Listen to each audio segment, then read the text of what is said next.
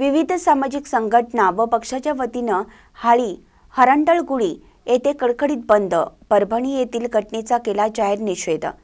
परभणी येथील रेल्वे स्टेशनच्या समोरील डॉक्टर बाबासाहेब आंबेडकर यांच्या पुतळ्यासमोरील संविधान शिल्पाची समाजकंटकाकडून विटंबना करण्यात आली आहे। या घटनेचा जाहीर निषेध म्हणून उदगीर तालुक्यातील हाळी हरंडगुळी येथे बंद पुकारण्यात आला होता। या बंदला मोठा प्रतिसाद देत व्यापाऱ्यांनी दुकाने बंद ठेवून प्रतिसाद दिला।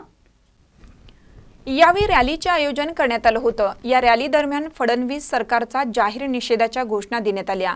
या प्रकरणातील मूलवादी सोपान पवार यांनी परभणी शहरातील संविधान प्रतिमेची तोडफोड करून देशद्रोहाचा गुन्हा केला आहे।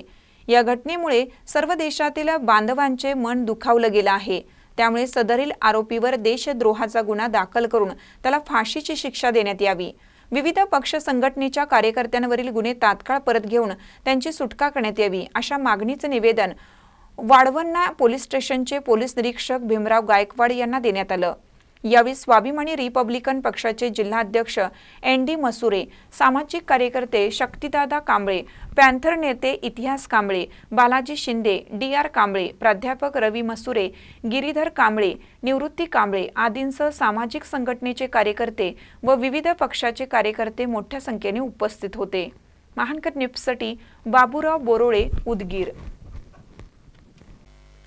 ताज्या बातम्यांसाठी महानकरेला सबस्क्राइब करा आणि बेल आयकॉनला क्लिक करा।